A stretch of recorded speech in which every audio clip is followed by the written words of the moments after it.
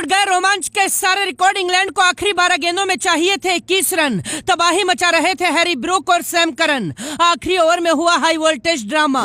हार मान चुकी थी साउथ अफ्रीका की आधी टीम। जीत का जश्न मनाने लगे थे जोश बटलर। फिर आखिरी ओवर में हुआ चमत्कार। जीतकर भी कैसे हारी इंग्लैंड।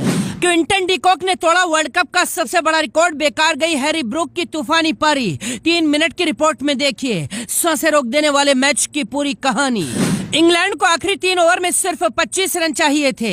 हजारों दर्शकों ने साउथ अफ्रीका की हार मान ली थी। हैरी ब्रूक का बल्ला आग उगल रहा था। जोश बटलर ने 3 ओवर पहले ही जीत का जश्न मनाना शुरू कर दिया था। कमेंटेटर साउथ अफ्रीका के गेंदबाजों की गलतियां गिनाने लगे थे, लेकिन 12 गेंदों में अफ्रीका के गेंदबाजों ने ऐसा कोहराम मचाया, इंग्लैंड के जबड़े से जीत को छीन कर ले आए। आखिरी 12 गेंदों की कहानी पर आएंगे, लेकिन पहले मैच की शुरुआती रिपोर्ट देखिए। पहले खेलने आई साउथ अफ्रीका की ओपनिंग जोड़ी ने आते ही धुआंधार अंदाज में चौके छक्के उड़ाने शुरू कर दिए थे। रीजा हेंड्रिक्स एक छोर पर टेस्ट खेलते रहे, दूसरे छोर पर डीकॉक ने गेंद के धागे खोल दिए।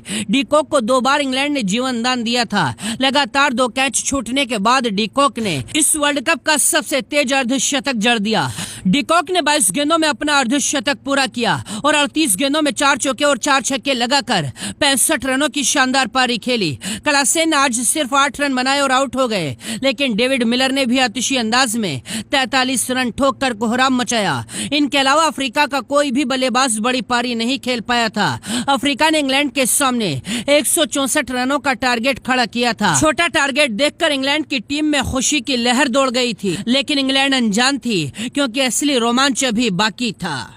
इंग्लैंड की ओपनिंग जोड़ी मैदान में आती है। फिलिप सोल्ट तो 11 रन बनाकर पवेलियन चले गए। कप्तान जोस बटलर ने भी 17 रन बनाकर विकेट दे दिया था। इनके पीछे पीछे जोनी बेस्ट और मोइन अली भी 16 और 9 रन की पारी खेलकर आउट हो गए।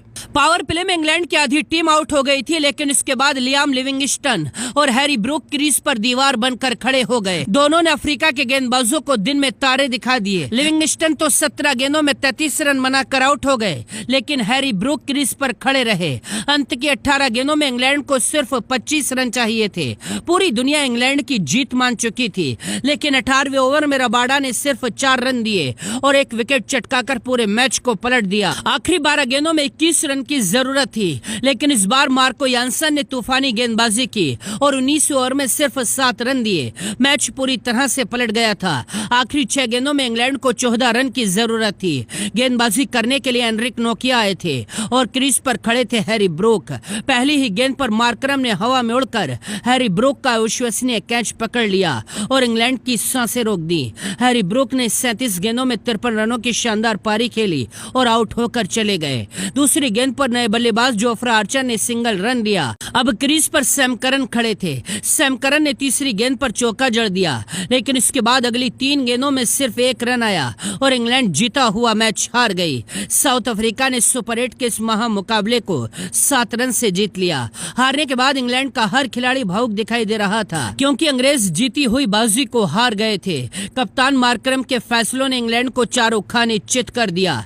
इंग्लैंड की इस हार के लिए आप किसको जिम्मेदार मानते हैं, लिखकर बताइए। Bureau report T24 live.